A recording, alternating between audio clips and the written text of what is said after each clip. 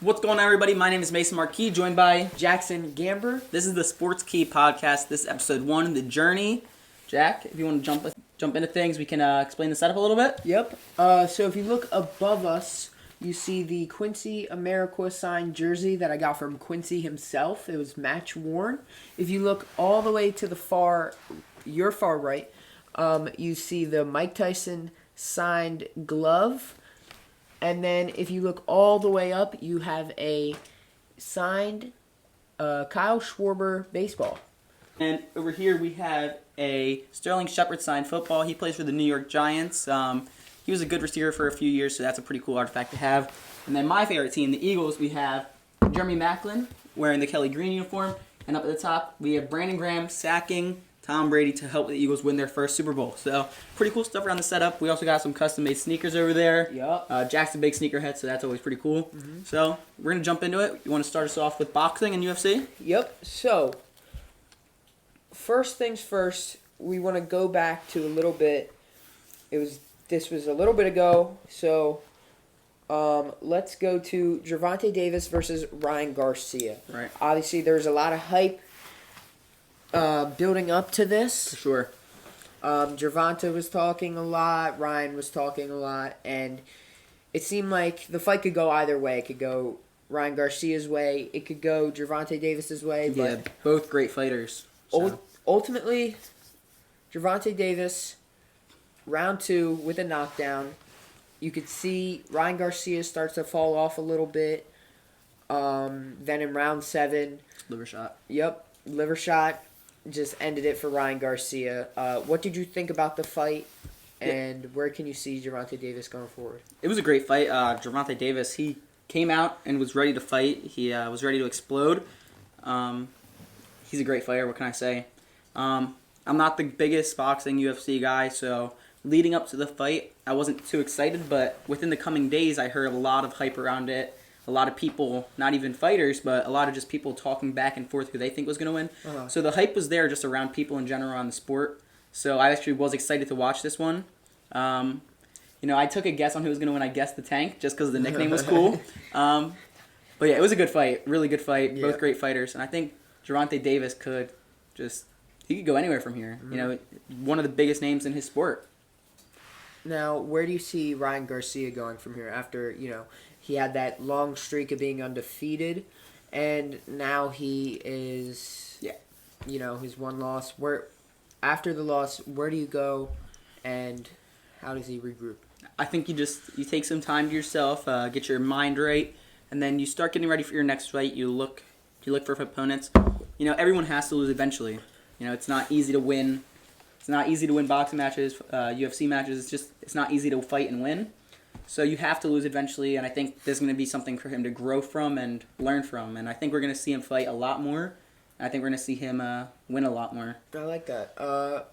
Do you think he downgrades his opponent and humbles a little bit? Or do you think he will upgrade his opponent, if there even is any upgrade? Do you think he upgrades and works even harder? I think he looks for the best available opponent, the strongest fighter.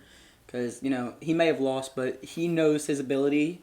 And I think between the fight with him and Gervonta Davis, it could have gone either way. It was who was on that day. And, maybe he feels like he just didn't have the best day. So I think he's going to look for the best possible opponent. Because I think that's the type of fighter he is. He wants to fight the best. Well, he actually said he tried to say that it wasn't an excuse, but he said that he started complaining on social media saying that there was a mole in his camp and that, that probably would, help Gervonta a lot. Yeah, I did see that on Twitter. I don't believe it. Just, he's fought. How many wins does he have? Do you know off the top of your head? I think it's 13. Yeah, so he's 13-1 now. That's 14 fights, and this is the first time the mole shows up. I get it was a big fight, so you don't want to use it as an excuse, but at the end of the day, I think that's what he was trying to use it as. So I don't believe it because he's had 13 fights before this one. So why didn't the mole come out and talk to any of the other opponents? So I don't know. I think there was no mole. That's just my opinion. What do you think? So Ryan Garcia, he's a great fighter. Like if you watch back his highlights, he's got super quick hands. He ends things early with his opponents, and like I said at the beginning, like I really couldn't see him losing, but obviously you saw how the fight went.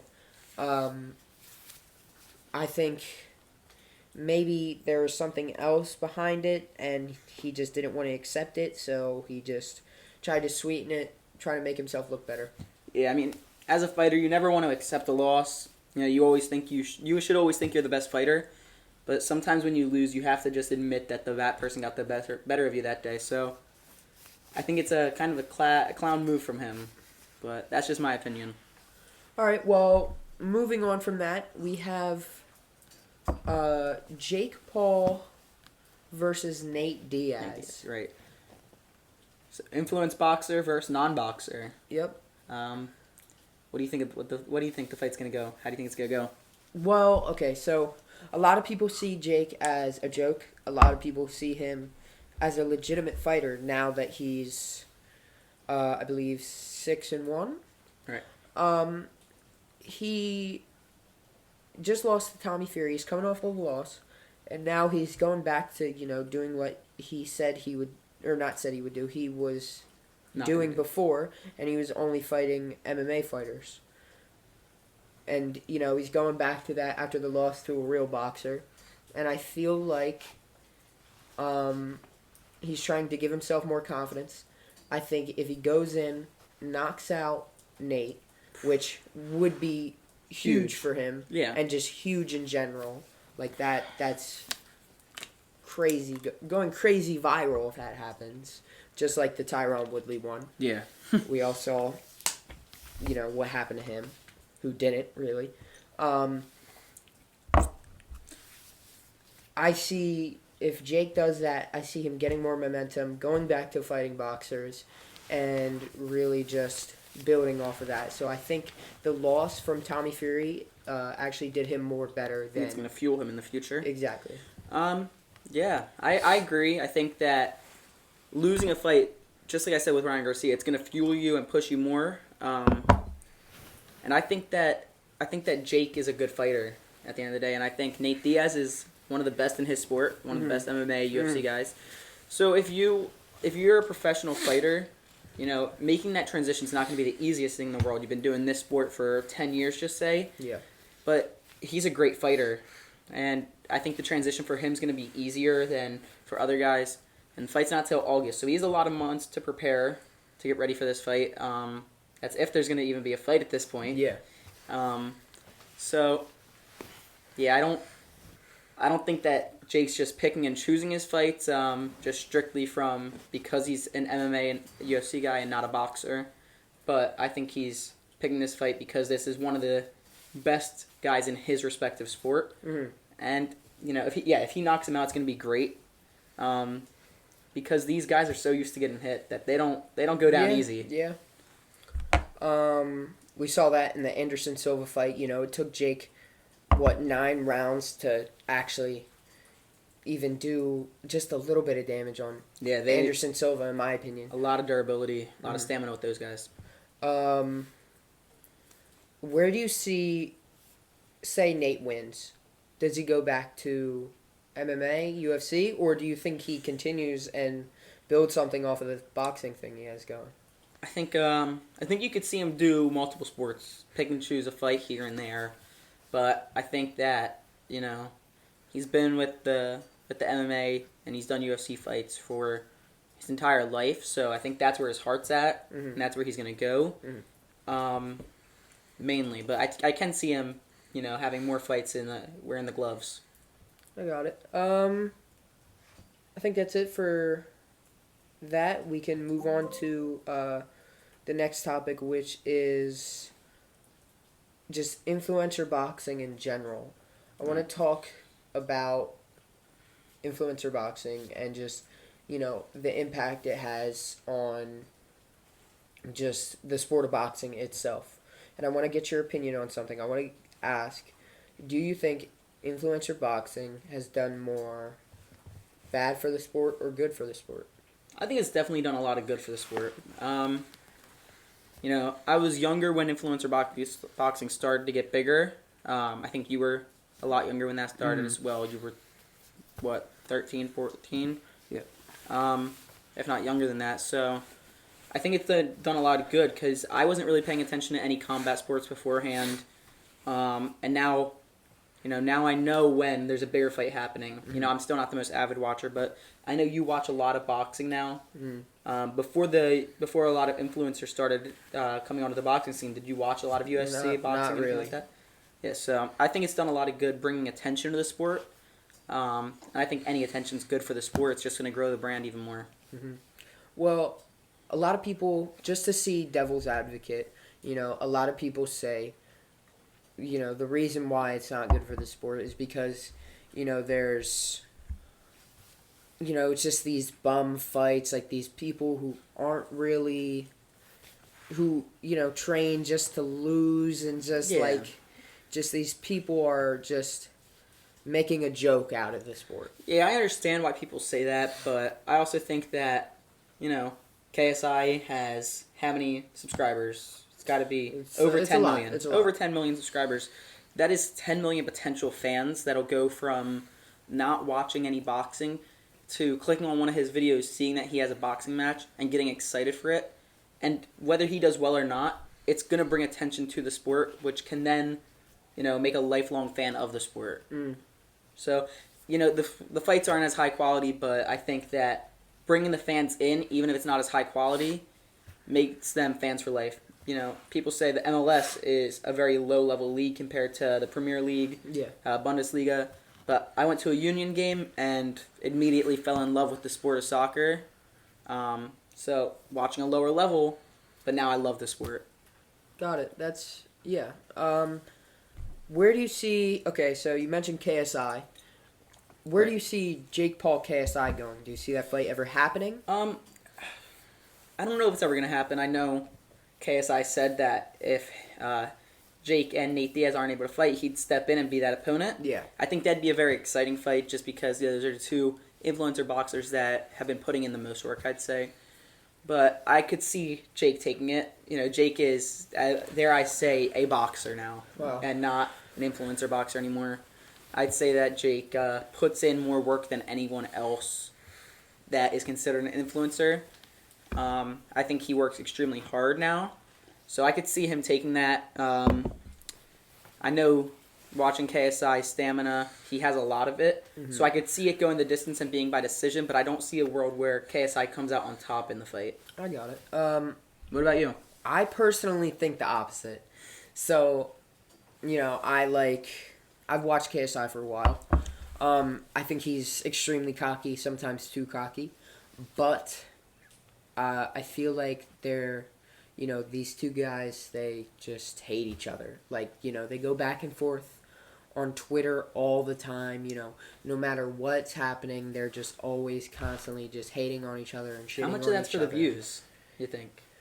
I mean, you see it all the time. Yeah. People fight for the views all the time because, like I said earlier, any attention is great attention. Yeah. So, do they really have that much beef? I mean, you never know. We're not the ones behind it, but Logan and Jake were writing songs about each other. They're brothers. Do they really have that much beef? A long time ago. But do they really have that much beef? No. I think a lot of it's for the views. But keep going with what you're saying. Sorry about that. It's all good. Yeah. So I was saying, I feel like KSI just kind of has a lot more drive, and he talks about his legacy in the sport and how he wants to leave a lasting legacy, and he really just feels like no one can beat him. And I feel like with that type of mindset, it could definitely take you places. Yeah. I don't see KSI winning off of like a knockout or anything, but I can definitely see KSI winning over like maybe a split decision, just like how he did Logan. Yeah, I understand what you're saying there. I think one thing that Jake has that, like you just said, KSI doesn't, is that power to have a knockout win. And I'd also argue to say that KSI already left a lasting impact. The first really big influencer fight, like you were saying, was KSI and Logan. That's what really brought all the attention to it. Mhm. So I'd say he already has lasting influence. Lasting, like, input. Yeah, lasting input on the sport. So, yeah, I think that he's already made his legacy in the sport, and I think Jake's just too strong for him. So, moving on from boxing in general, let's go to UFC. Okay. Let's talk Israel Adesanya and Alex Pereira. We all saw the fight. You know, it was a while back. What do you think of how Israel Adesanya acted after the knockout? I think it was disrespectful. Mhm. You know, the bow and arrow celebration. Yeah, I think it's great for the Twitter views. Yeah. Um, Publicity. I laughed at it the first time, but then I thought about it. I was like, his son was there. Yeah, Alex Pereira. Alex Pereira's son was there. His wife was there. His whole family was at the fight, I'm assuming. And, you know, you just, not only did you just knock him out, which he's probably feeling a little embarrassed about, but you made a laugh of him on national television and in front of his whole family. I think it was disrespectful, but I understand the emotions in the moment and wanting to celebrate a big win. Mhm. I think he could have gone about it in a better way, though, like celebrating with his team, his trainers, but yeah, it was a cool celebration, but I think it's just a little bit disrespectful. Yeah, I honestly feel the exact same way. Like, it's not something you really should be doing, you know. It's in those type of sports and combat sports, you know, it's all about class. And in my opinion, he really just showed none with that, but you got to give credit where credit's due to Israel Adesanya. It was a great knockout. You know, it was very impressive. You know, like Mason said, the emotions just in the moment, it could, you know, overtake you, but Yeah. Definitely maybe do better next time. Yeah, you have to have more class. Now, would you say that this solidifies him as a better boxer, a better fighter, than Alex Pereira? In my opinion, I would say yeah. Just because, you know, they've had the 3 fights and Israel Adesanya won 2. Yeah, he's 2 for 1 against him. Yeah, if you're doing a trilogy, you know, He has more wins. yeah, exactly. Right. Yeah, I'd agree. Uh-huh.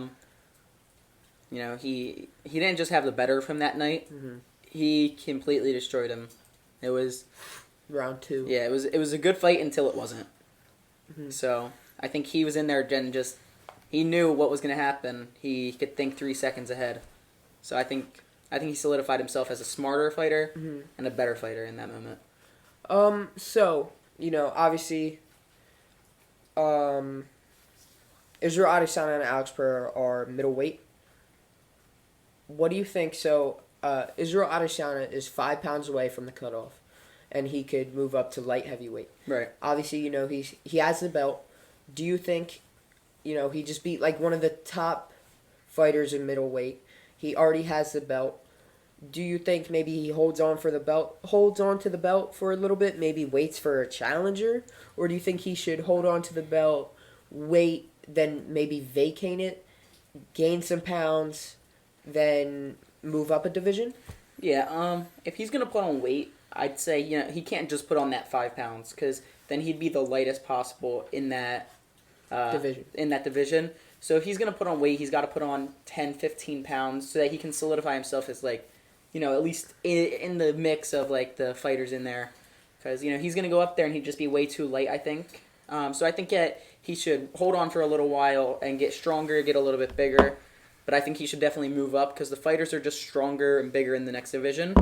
And if he wants to keep improving, I think he should just keep on putting on those pounds and keep on fighting.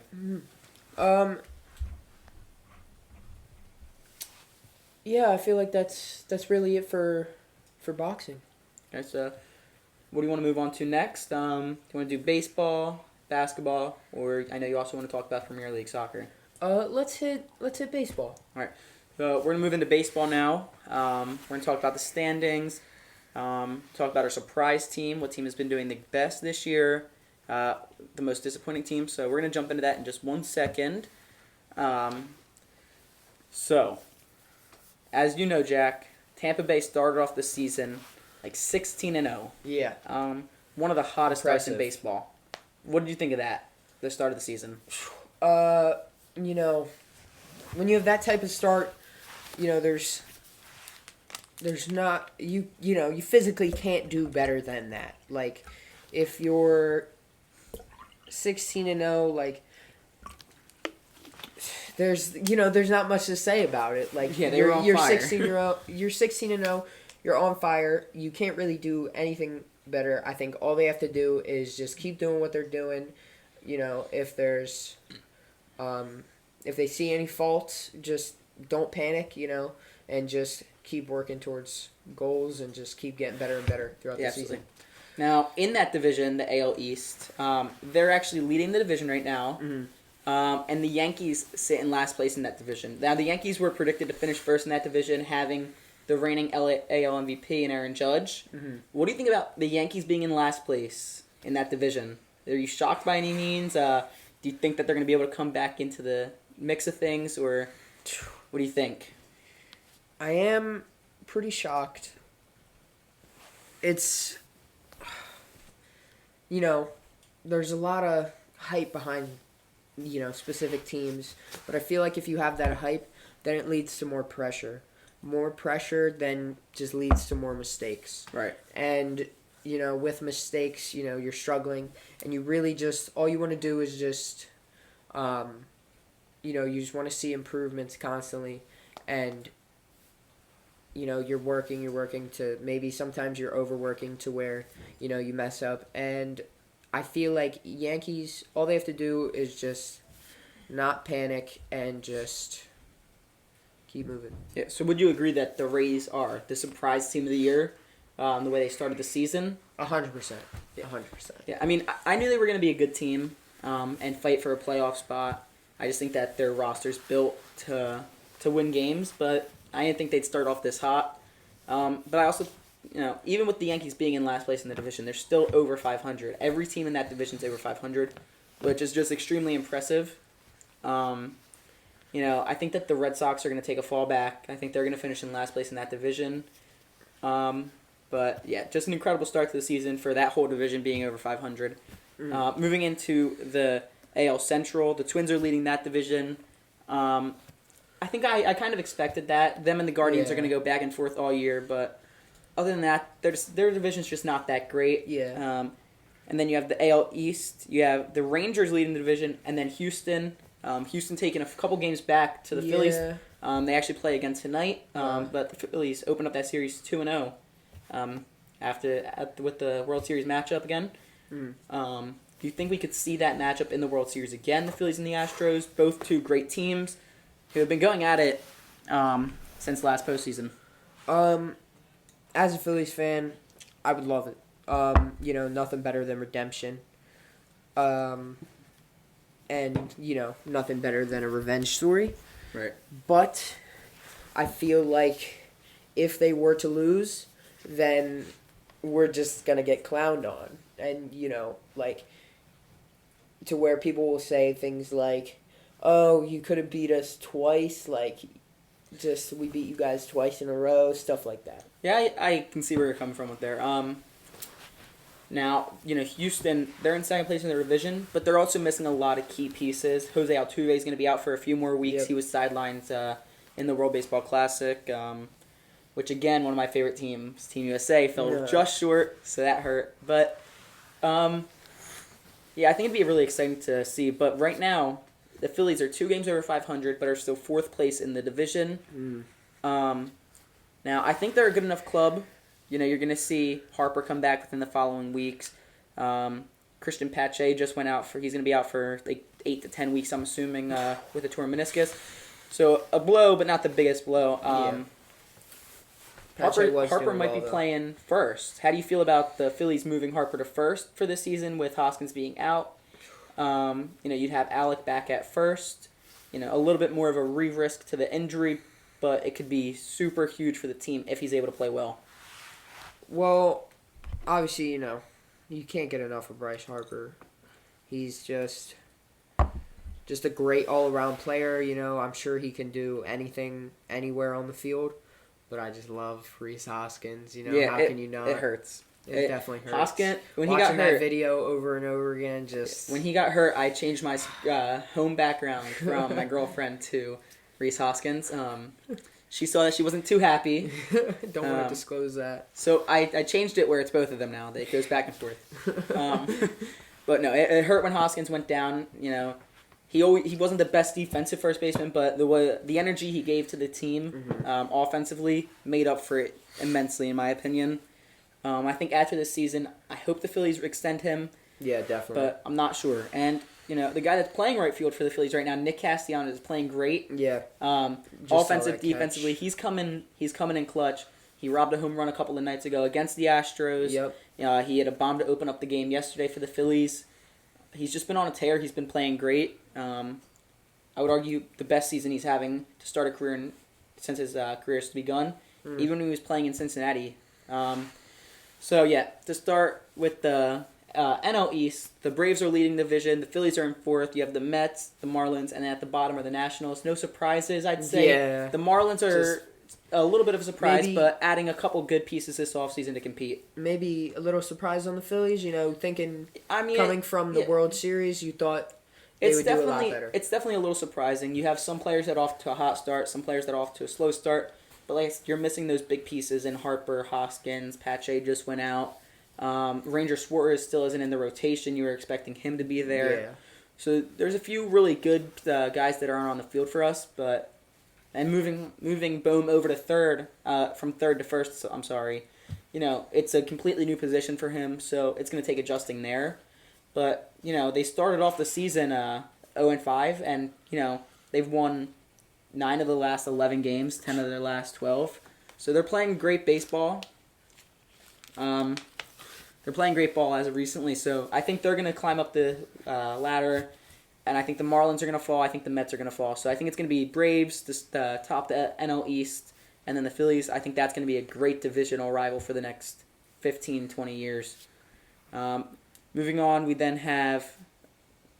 I actually wanted to ask you something. Yeah, go ahead. Real quick. Speaking of hot streaks, what are we thinking of Bryson Stott? You know, that 16, was it? 16 game hitting streak? Yeah. 17. 17? That's, you know, as a young player, that's impressive. What do you think of that? Yeah, you always hear about the sophomore slump, players not doing great in their second season, but he rewrote that completely. Actually, has the most hits to start off a season for a Philly ever. In his second year, he's playing great offensive and defensively. You know, I didn't expect to see him lead off at all this year with the addition of Trey Turner. It was just really, who do you want to lead off, Trey Turner or Kyle Schwarber? And yeah, Bryson Stott came out of nowhere and just has been playing great. So I think that's great to see. I think he's going to mature into a great player. And I think he's going to be able to help a lot of guys like Brandon Marsh, like Trey Turner, though Trey Turner's a veteran and is great.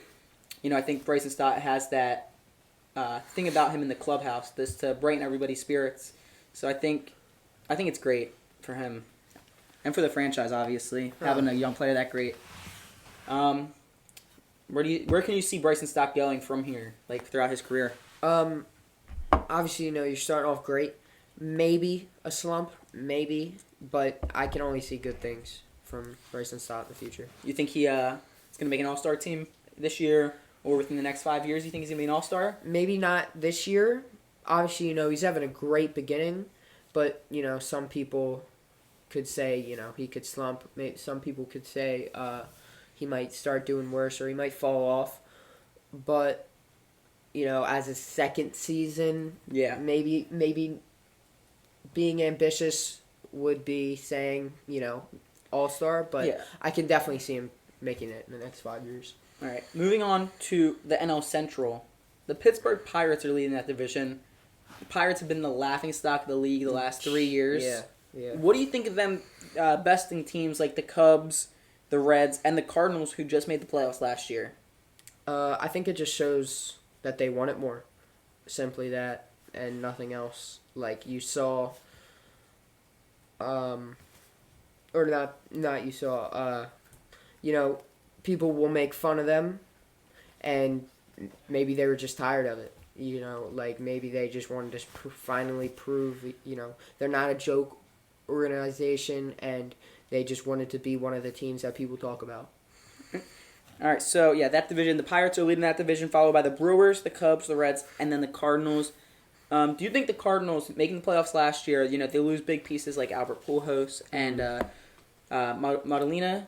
Do you think that there's a chance that they climb back up? They're still sitting over five. They're sitting at 10-19. I'm sorry. Do you think that they climb back and can compete for a wild card spot later in the season? You know, we're only 30 games into the year. There's a lot of baseball left to play. Yeah. I feel like if they fully commit and understand the position they're currently in, then they could work towards goals, you know, like, and just get even better.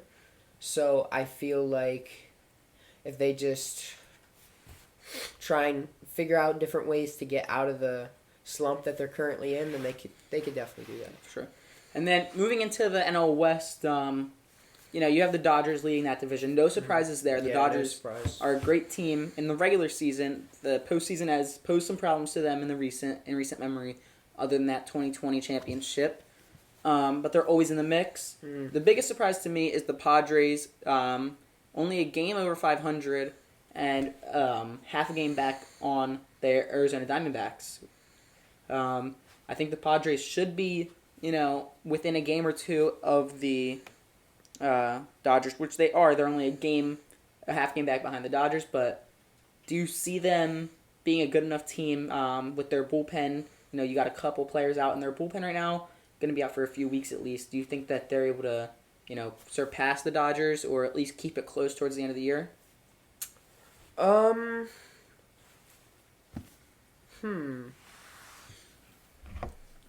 feel like that's a question that I should be asking you. Cause all right, I'll take a shot at that. Yeah, go ahead. Go ahead. So yeah, the Padres it's definitely a hard question. The Padres just got back Fernando Tatis Jr. And they're playing in the Mexico series right now. They're playing in Mexico City. The altitude in Mexico City is like 7,000 feet, so balls are just flying out of there. We're waiting to see like a 600-foot home run, but I think that the Padres, once they get healthier, they're going to be a great team. You know, we saw them last year in the NLCS. The question is, though, are they good enough? And with the way their bullpen's been playing, you know, they're heading a lot of these games, and the bullpen just lets them down.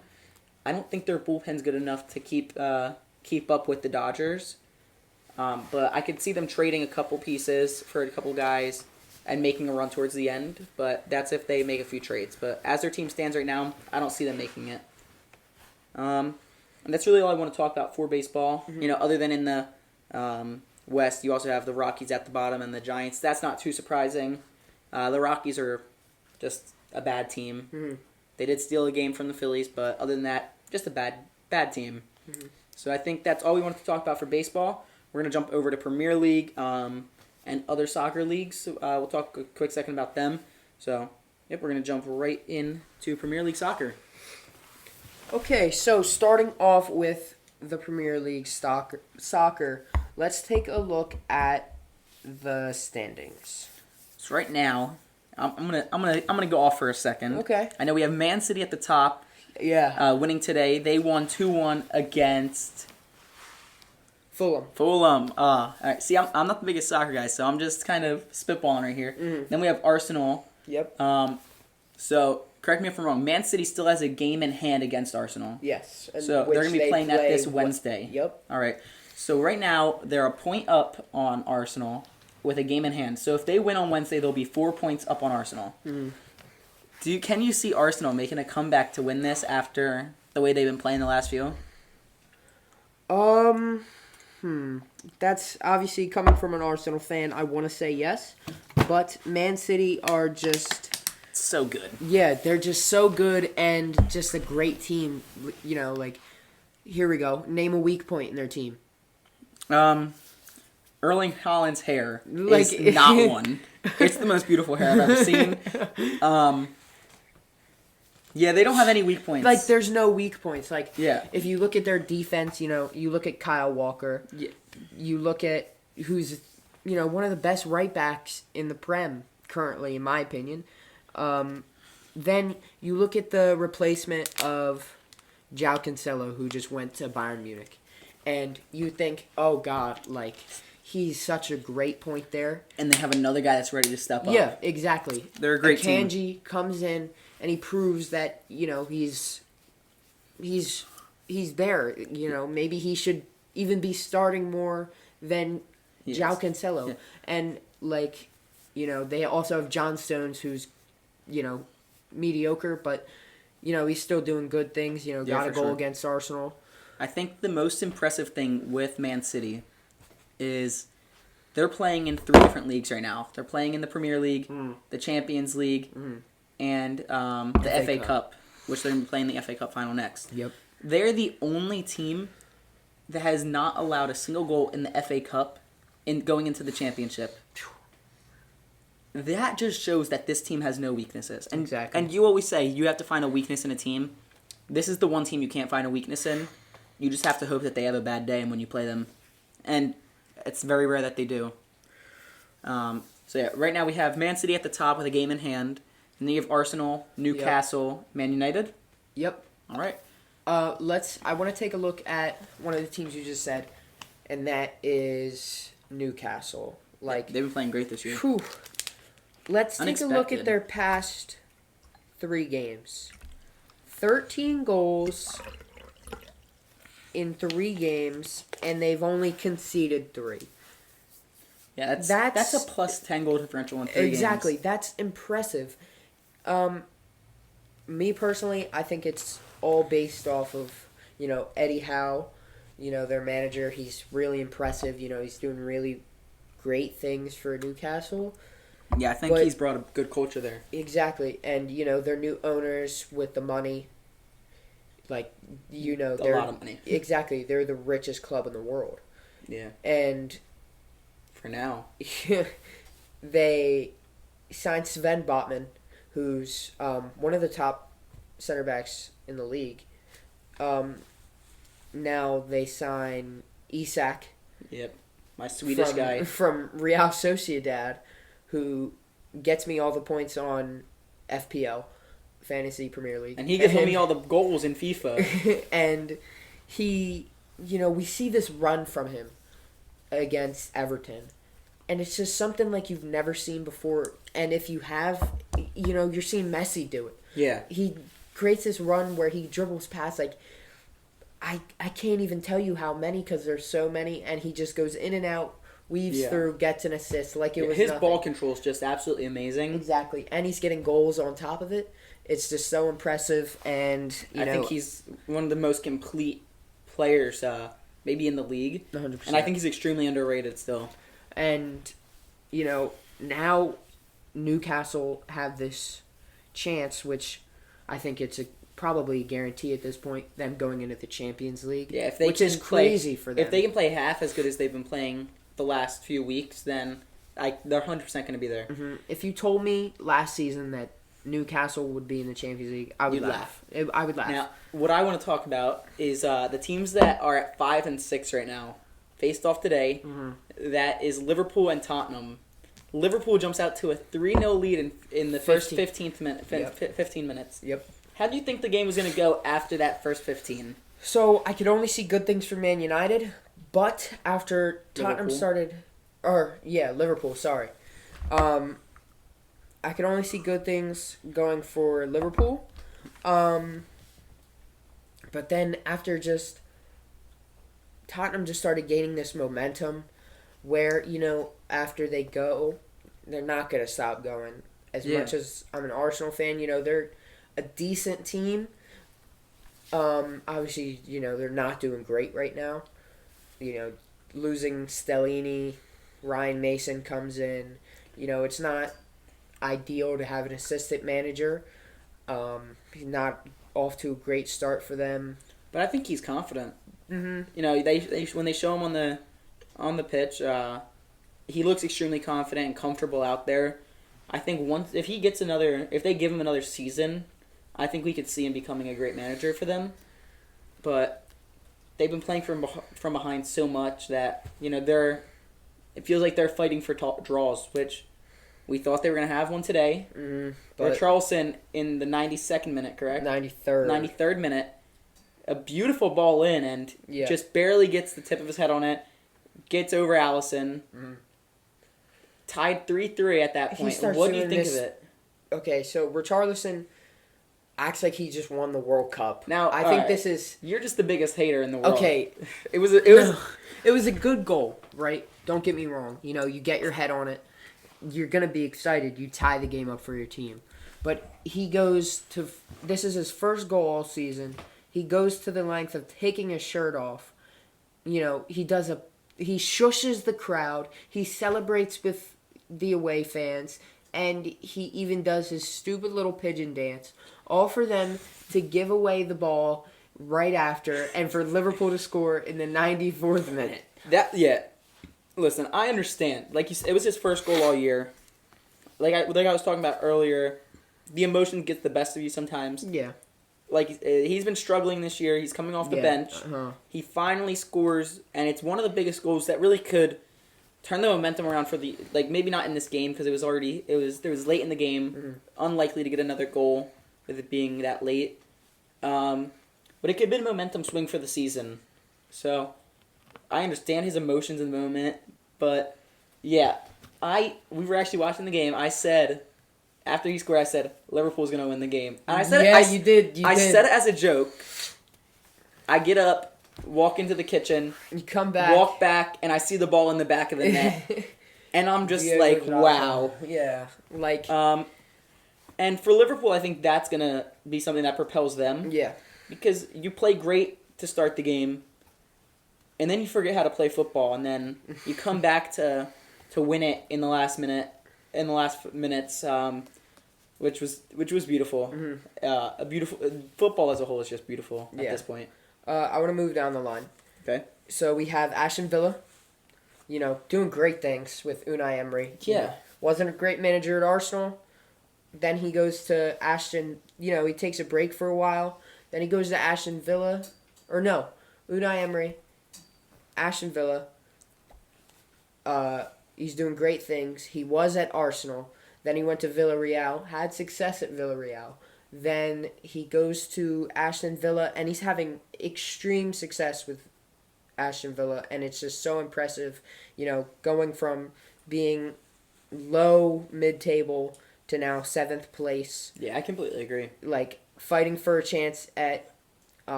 Europa and Conference. It's just all around good. And moving down the table, we have Brighton, Brentford, and Fulham, 8th, 9th, and 10th.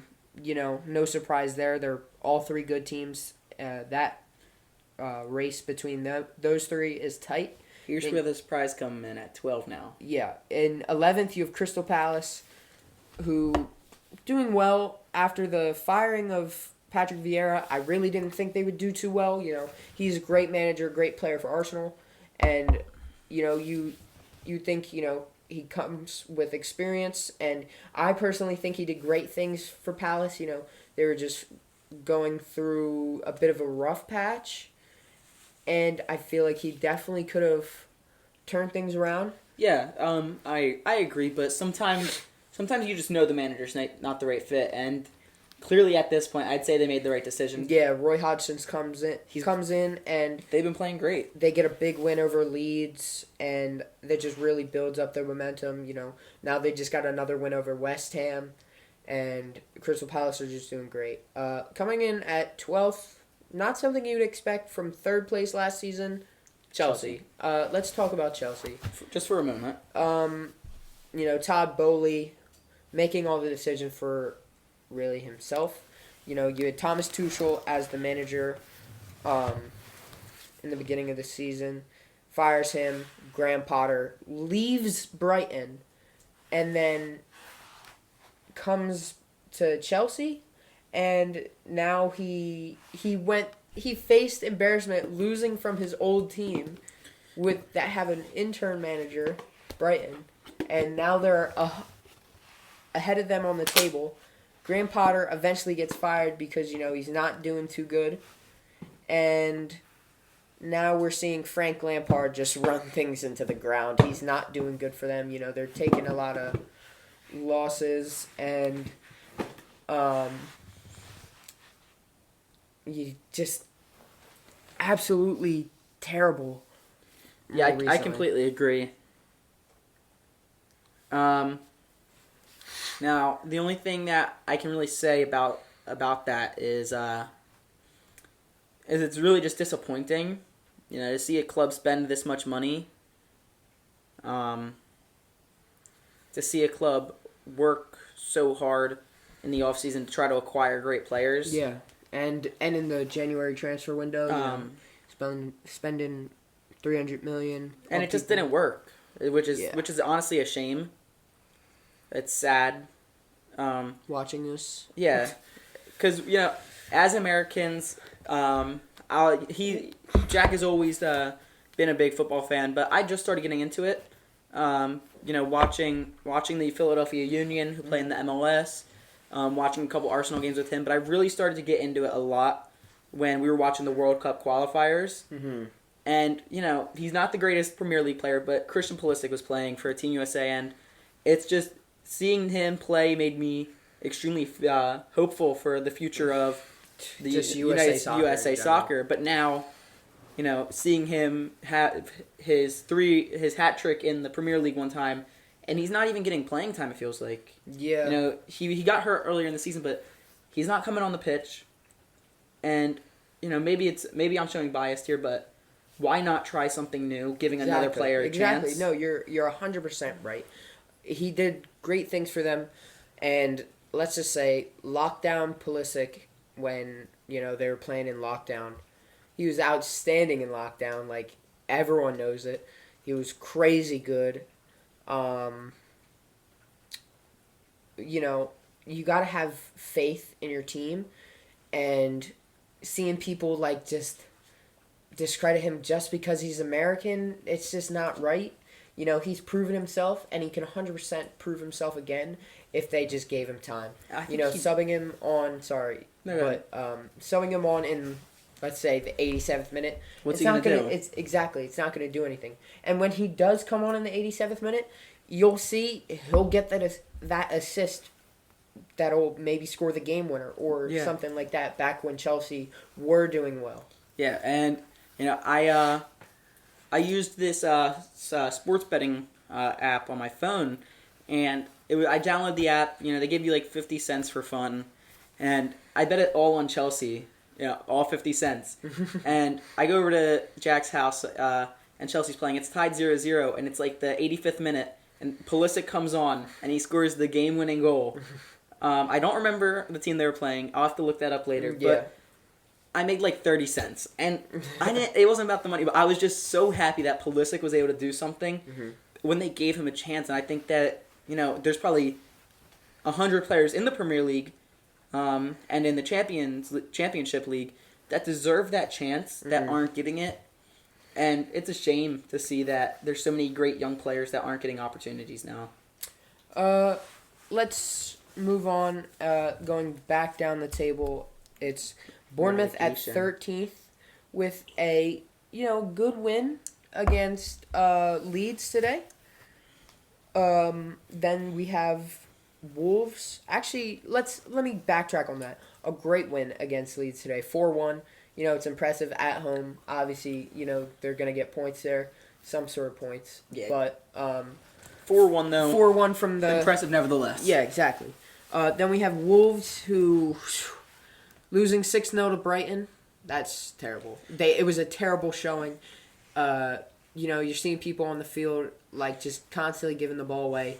I think the only positive they took from that is that they have a lot of negatives and they need to move forward. Yeah. Doing something different. Yeah. And Pedro Neto, honestly, was the only good person I could say, someone who I could see doing well in that game. Yeah. Moving back down, we have West Ham in 15th with a Leeds tough loss. 16th. Yep, a tough loss to Crystal Palace, 4-3. Then we have Nottingham Forest sitting in 17th, Leicester sitting in 18th, Everton sitting in 19th, and 20 is Southampton. Yeah. I mean, really, once you get past Chelsea, and you can even throw Chelsea into that, there's nothing where you could really say. They've been playing abysmal all year. Very, very, very few bright spots for all of those teams. Now, Leeds is a team that's very young. Yeah. So they're really fighting. If they're able to stay up, I could see them climbing up the table in the coming years. But yeah, everyone, you could throw Chelsea into the mix. Everyone from 12 and under, they're in fears of relegation. Yeah. It's all a close, tight battle within. It looks to be about. Is that 15 points? Yeah, 15 points in between each other. You know, there's 5 games left. It makes sense. You know, say a specific team takes 5 wins, a specific team takes 5 losses. That flips the whole entire thing. And yeah, it's not likely. Yeah, not likely, but it's, you know, it's possible. It's possible. Now, I don't want to touch on the relegation zone too much, just because it is changing very rapidly with the games. Yeah. You know, you'll see next week there's going to be 3 more teams that can't be relegated. There's going to be probably a team that is going to be officially relegated within the next 3 weeks. Yeah, it looks like that team's going to be Southampton. So a lot can change from here. Will a lot change? Probably not. Probably not. But any team in that bottom 12 still can get relegated. And I think it's one of the best relegation zones we've had in a long time. It's 100%. Very interesting. What are you thinking for relegation? So obviously Southampton. Who do you see sitting in 19th and 18th at the end of the season? It pains me to say this. I think it's going to be Southampton, Everton, and what hurts me, I think Leeds is going to get relegated. Yeah, they I feel like they have a very tough schedule. Yeah, and after missing Tyler Adams, you know, for a decent amount of time now, it's done some difficult things to them, and they haven't been playing too well. Yeah. So, my personal opinion, it's going to be Southampton at 20, Everton at 19th, and Leeds going to finish in 18th and go down to the championship. I see this. So I physically can't see Everton going down. They're just too good of a team. They've got some good players. Dwight McNeil. You got Damari Gray. You got Connor Cody. You got Pickford, who is the starting England goalkeeper playing in the championship. It just doesn't click for me. So I can see Southampton going down, Leicester going down, and Nottingham Forest going down. All right. We're going to see within the next 6 games. Yep. So that's going to be exciting to see. 5 games now, right? Yeah, 5 games. We're going to see within the next 5 weeks. Anything else you want to touch up on Premier League specifically? I just want to touch up on a little bit on the following season. So this is something that I've been thinking about recently, and I just want to know, as Arsenal fans, and to maybe other Arsenal fans, do you see, obviously, Arsenal come in, and for 93% of the season, with the season not being 100% yet, they were in first place. Now, you know, we're seeing Man City overtake them. They have a game in hand. You know, Arsenal haven't played yet this week, though. But, so, with that game in hand, say Man City win, they're 2 points behind. Yeah. Do you see hope for Arsenal in the coming season? Yeah, for sure. Or do you see, maybe, you could see maybe a rough patch for them? This messes with their heads, maybe? I think they're all professionals. Yeah. At the end of the day.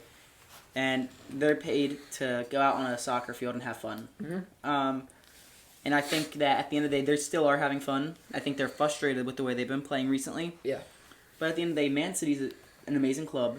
And it's not too much of a surprise to see Man City at the top of the table. Yeah. With how good Great they've been team. playing, with how good their team is. So I don't think that it's really going to affect the players that much. It might affect the coaching staff and the manager, as they like to call it.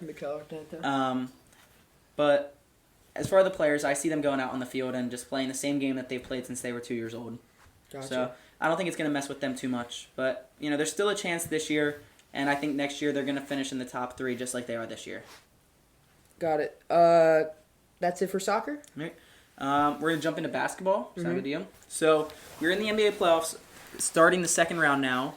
Right now with the NBA, we're going to talk about some things that happened in the first round and then move on into the second round. So in the first round, you had the Cavs losing in 6 to the... Did they lose in 5 or 6? They lost in 5. 5. I'm sorry about that. Yeah. To the Knicks. So the Knicks are now playing on the Heat. The Heat beat the Bucks in 5. The Sixers swept the Nets. And they're going to be taking on the Celtics. And now you have the Suns facing off against the Nuggets. And you have the Lakers facing off against the Warriors. So in that first round, you had the Warriors and you had the Kings. The Kings played absolutely great. It was their first playoff series in over a decade. They went 3-3. They won 3 and they lost 4. That's impressive for a young team like that. I didn't see the Kings even making the playoffs this year, let alone forcing 7 against the reigning champions. And then in that first round, you had the Nuggets and the Timberwolves. Yep. Now, after the Timberwolves lost, Anthony Edwards, who you and I are both very high on as a player, Yes, very. he hit 2 workers with a folding chair and is being cited for third-degree assault. Yep. How do you feel about that situation? What do you think he can learn from it? And how do you think his career is going to go from this point on? So, obviously, Anthony Edwards, we both, like you said, we both look at him with a high standard. Obviously, with this, we can't really keep the high standard, but he can look at this as a learning curve, just like how I feel like Ja Morant could look at his situation as a learning curve and realize he made a mistake and, just be a man, own up to your mistake, and just move forward and just accept what you did was wrong. Yeah, I completely agree. I hope he can do that. So that's going to be interesting to see what happens throughout this offseason with him. But, yeah, jumping into the second round now. The first game of the second round was played today between the Heat and the Knicks. Jimmy Butler goes down and is on the ground for a little while today, stays in the game, and helps them secure a win. Yeah. Now, Jimmy Butler's been great this entire postseason. Do you think there is a playoff Jimmy, or do you think, like he says, he just plays? So, a lot of people say playoff Jimmy, and just don't really give him a lot of credit, in my opinion. And I feel like that playoff Jimmy comes out when he needs it. And maybe it's more drive because of the situation, and he maybe realizes, like something clicks, and he's like, oh shit, I gotta start picking it up. And I feel like it's not really playoff Jimmy, it's just a different mentality during the game. All right. So, I agree to a point, but I think he, everyone also talks about playoff LeBron. I think they both do step it up a notch in the playoffs, but Jimmy Butler, he's been clutch in the playoffs millions of times, it feels like at this point.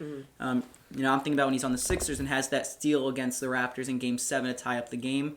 Didn't end the way I wanted it to, but that's just one example of him being a great player in a great moment.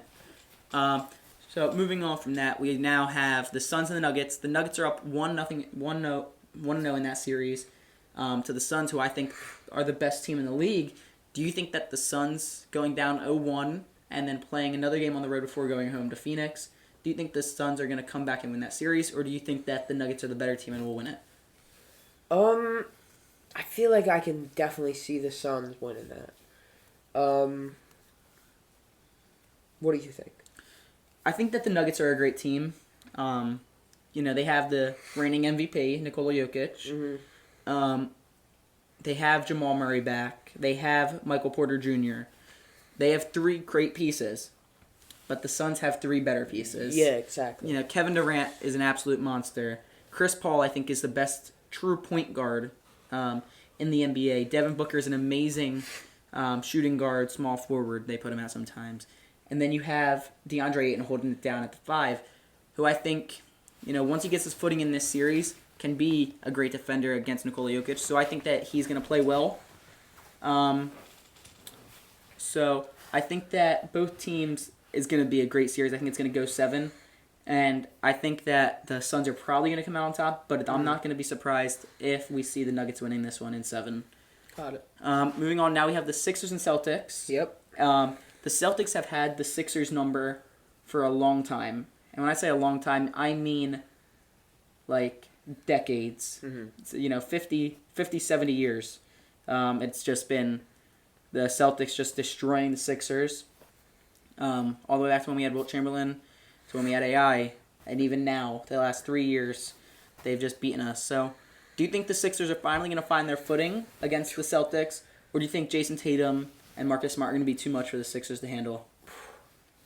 I like Jason Tatum. He's just an all-around great player. Him and Marcus Smart, they're a great, pairing. But I feel like this 76ers team is just something. Destined. Exactly. Like, obviously, as a 76er fan, I'm going to be biased. Right. But, you see people like, you have a young player like Maxey. You have what looks like to be the MVP in Joel Embiid. You have James Harden, who's veteran. Yeah, I great feel player. like they have all the pieces you need to compete for maybe even the chip. Yeah, I agree. Now here's my prediction. Yep. Just for the finals, I think the Sixers are gonna get there, and I think they're gonna lose the finals. Just like every other Philly sports team. Strictly because, I could see us losing to the Celtics. I think the Celtics are the better team, and that's just me being honest. But every team in Philadelphia, other than the Flyers, just because they suck, have made it to their championship and have fallen short. So I don't want the Sixers to do the same. I want them to win it all. But I just got a feeling inside me we're going to make it all the way there and we're going to fall short to the Suns. So I think the Suns are going to win it all. Yep. What's your finals prediction? Well, I'm going to go with 76ers. Like I said, I really believe in this team. Yeah. I feel like you got it really accurate. I don't want to just take your pick, but I think that I might have to. I feel like you're really accurate, but instead of Suns, I'm going to say 76ers are winning it all. I hope you're right, just because I don't want to see the Sixers fall short. I don't want to see another Philadelphia team fall short. So, looking into the future of the NBA, there's one player that everybody knows in college, one player that everyone has a star on, and that's Victor Wembanyama. Yep. Now, whatever team gets him, congratulations. You have a perennial all-star in year 1, and you're gonna have a great player for a long time, as long as he can stay healthy. Which, I hope to see him for a long time. Yeah. He's a great talent, generational talent, some would say. Mm-hmm. So that's really all I want to talk about for the NBA. We decided we're gonna do a couple drafts, just something to change the mood a little bit in here. Yep. So we're gonna do superhero drafts. Yep. Jack, if you want to start us off, you can. Wow, giving me first round pick. Yeah, it came back to bite me last time we decided to do this. So, at number 1, I could go so many picks with this, but I know exactly where I'm gonna go here. For number 1 pick, give me Deadpool. That's a great pick. He can't die. Yeah. So I think. He can die, but No. You'd have to destroy every single cell in his body at one time. Which, the only possible way to do that is put a nuke inside of him. So, yeah, you're not doing it. Great pick. Congratulations. He's going to be a great player for you.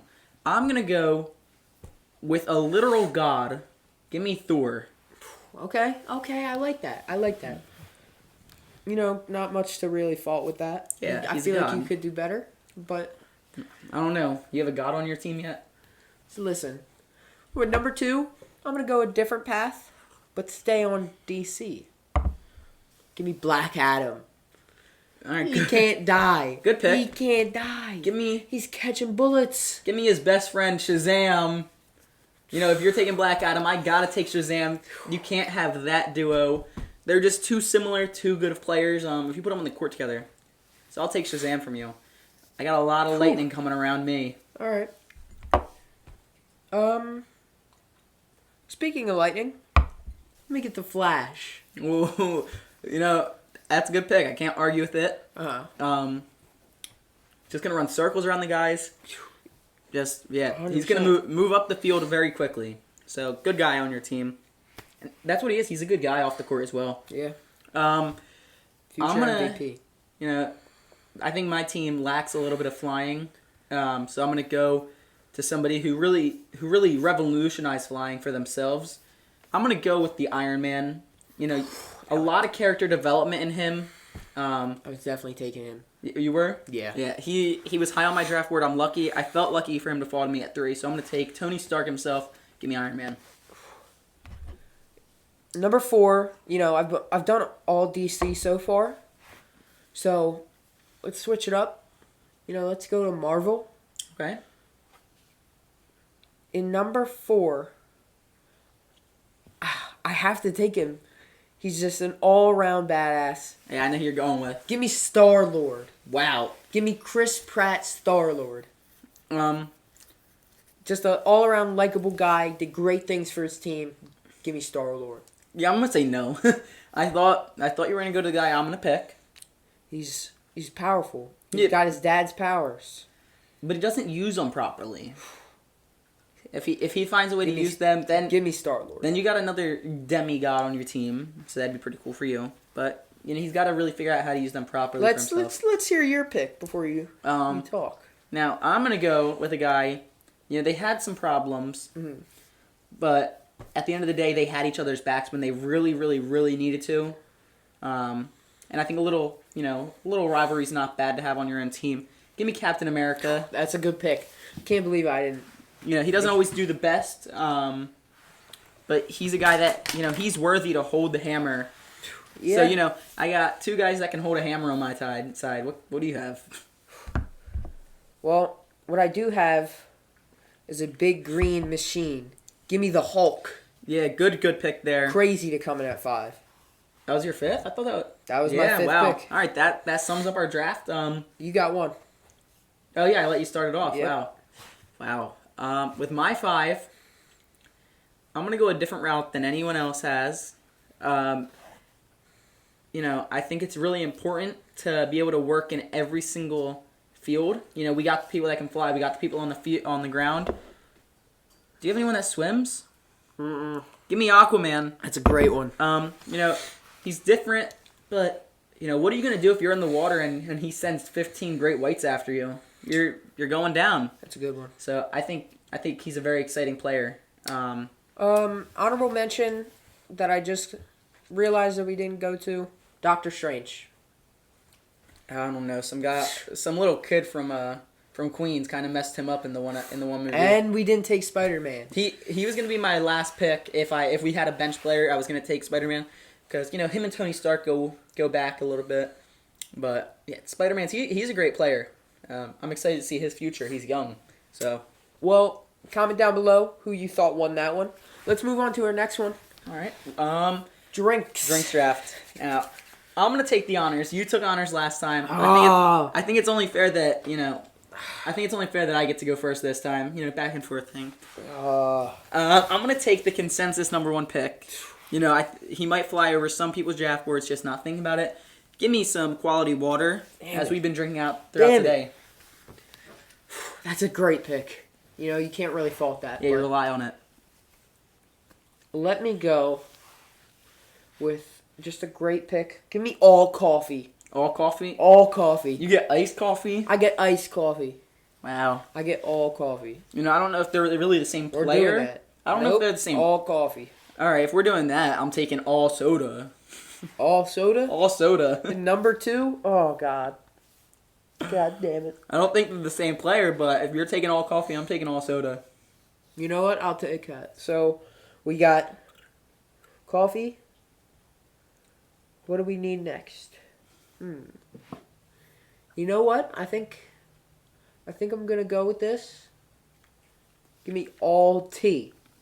Okay. I'm talking unsweetened tea, sweet tea, Iced tea. iced tea. That's hot just tea. that's just a great pick. I'd say that's a really good pick. Solid pick there at the 2 for you. Now I'm gonna go. So somebody that has a little bit more fun than the other guys. Give me just beer. Just beer in general. That was my next pick. I can't lie. So that was your third pick. Wow, we're really gonna think about this one now.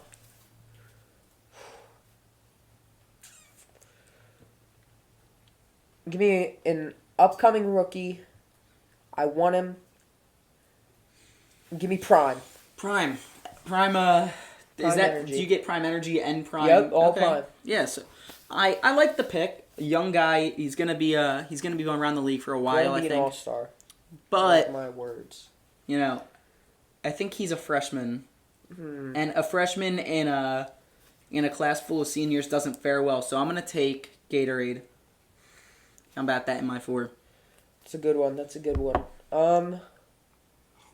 So I want to go with, something that would really help my draft out. I can't really think. You gotta pick something. I do a little Nah, no research. no research. You can name a couple of drinks. Come on now. We got some drinks in the fridge. You took all soda. Oh yeah, that's your fault for taking all the coffee. I wasn't gonna take all soda if you didn't take all coffee. Give me. Do you count? Are we talking like dessert beverages too? You can take a milkshake. Give me milkshakes. All right, I like the pick. It's not a bad pick. I don't think it's a great drink though. Now, I think this is gonna fly under your radar. I'm gonna have to get approval from the league for this one. Let's hear it. Sparkling flavored water. Is that a soda or is that a sparkling drink? Sparkling is just not good, so I'll let you have it. Yeah, well, give me sparkling flavored water. No. Any flavor. You Nope. can have whatever flavor you want. You know, as That's a a very dumb as a pick. very I feel influential man said, if you give your friend sparkling water and they ask why there's bubbles, then they're not a real man. You know what? And that's why we're not drinking seltzer water today, because of this guy. I feel like that is a terrible pick. I feel like you really saved me for this one, so I'm gonna play it safe. Give me a nice, good protein shake. Protein shake. All right, I'll give it to you. Is that some of our draft? Yep. Let us know again who won in the comments for that one. We're gonna show up here who we picked. Yep. Let us know who won. Obviously, they're gonna pick Mason. No. For both of them, I'm assuming. And yeah, I think we're ready to just about wrap things up.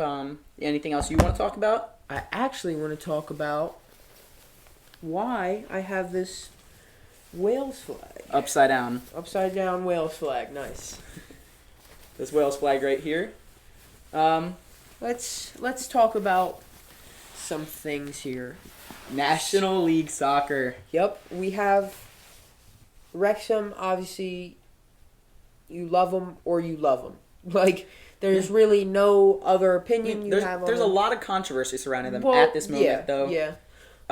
But I think Jack and I both think great things of them. We're Yep. wearing Got the the Wrexham jerseys jerseys, embroidered with the red dragon. Yep. So I think Jack and I both think very highly of them, obviously. But Jack, if you want to jump in You want to here tell on them Wrexham.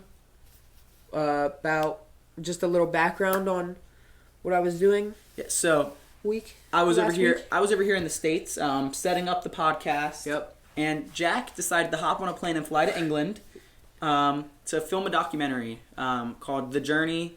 We got a lot of our inspiration for the name of the podcast for this episode from that. But Jack had the privilege to go and see Wrexham take on what was the team that you guys were playing? Wormwood. In the deciding game if Wrexham would get promoted or not. In the race course. So Jack got to go see Rob and Ryan Yep. live, and got to see Wrexham take on they were a good club. They're going to be in the playoffs this year. Yeah. So, 6th place. yeah, if you want to open up and talk about how the game went, how the Wrexham match went. So first, let me talk about. I just want to give a shout out to Alicio, Tommy, Tim, and Paul. Those were the guys that I work with for the documentary that we were doing, and they were just great guys. Telling me about all the different things they've filmed before. How they work with professional players, and just got some great stories. And I'll keep their personal stories for them. Yeah, so they were just all around great, really understanding. That's why, wearing the Wales flag to represent them. So I'm going to talk about the documentary first, then we're going to get into the Wrexham game. Right. So basically, we had to shoot on Friday, and we were looking for this place that we were supposed to shoot at, and all of a sudden, our Uber drops us off at the wrong place. So we don't have Wi-Fi there because, we have our American services services, and they have theirs in and, England. we have to stop at a bunch of different places to get Wi-Fi, and then both of our phones die. So we're kind of stranded looking for this place to shoot at. And by the time that we finally made it, this guy helped us. It was crazy. This guy, we asked for his help. Then he said he didn't know where it was. He walked away. Then he ran back to us shouting, "Oh, I know where it is. I know where it is." And he pointed at us. He told us we made it there. Good guy. Yeah, and but we didn't make it on time. The shoot had ended, so we had to shoot The following Monday. Yeah, the following Monday, acting like we were before the game and after the game. So Been there. what? I have. I was featured on a documentary about the 2008 Phillies. I actually didn't know that. Is that real? I swear. Okay. Let's get back into it. Yeah, we'll talk about that another day. So, yeah, leading onto the game, they were just recording us, coming out of the train station, going into the field. They were recording us throughout the game during the hospitality, which was amazing. So let's talk about the game. They start off, so much passion behind this. They've been waiting for so long. Yeah, to it was 15 finally years be promoted. 15 years not being in the football league. Exactly. And this game is just a huge build-up. First thing that Wrexham do is concede in the first 40 seconds. First minute, It was insane. Everyone, the whole entire stadium went silent. I was so shocked. It was crazy. But Wrexham didn't panic. They got one back through Elliot Lee header. From an Elliot Lee header. It was a great header. Minute. Yep, great positioning. Then Paul Mullen. The other team the other team simply just got mullened. 2 goals, 2 great goals, one with a weak foot, one with a strong foot. Just amazing, beautiful. Wrexham get the win, 3-1. Get promoted. It was just the crowd goes crazy. Yeah, the crowd rush onto the field. It gets emotional for Rob and Ryan. Seeing them get emotional, it was just an all around great thing, great experience. If recommending to anyone who maybe is thinking about going to the country, England, just Wales. Yeah, but anyone who wants to go to England or Wales or in that area, 100%. It's such a great place. I had a great time, and yeah, it was just all around amazing. Yeah, I'm at work during the match, and I go on break and it's tied 1-1, and there's 5 minutes before I go back to break, and I'm watching the game on my phone, and Paul Mullen does it again, just an absolute beautiful goal, and I go crazy. It was I'm sitting in work. I work at Chick-fil-A, so it's It's very quiet, you know, not too much happening. It's early in the morning. And I go crazy, and my boss just looks at me like, what is he doing? And I'm talking to my coworkers. I'm like, this guy, Paul Mullen. And they're like, who is Paul Mullen? And I was so excited, and I've only been paying attention to the club for a year or two now. So I can only think and imagine what the actual... the actual people Welsh, who grew up Welsh there. people who've been fans of them for 15, 20 years think Maybe and longer. we're feeling in that moment. So just congratulations to the club as a whole. Yeah. It's great for them. And I think that really is part of the reason that we called this episode The Journey. Because, you know, it was a journey for us to set up this podcast and decide to do one. It was a journey for Jack to go overseas, a journey for Wrexham to get promoted, a journey for Rob and Ryan to buy that club. Just day to day, everything we do has a long-term journey in it that we might not see right now. But, you know, everything we do, you know, is going to lead us somewhere some point. So we have to always keep up and put ourselves on the best path to complete our journey. So I think that's really the real reason we called this episode The Journey.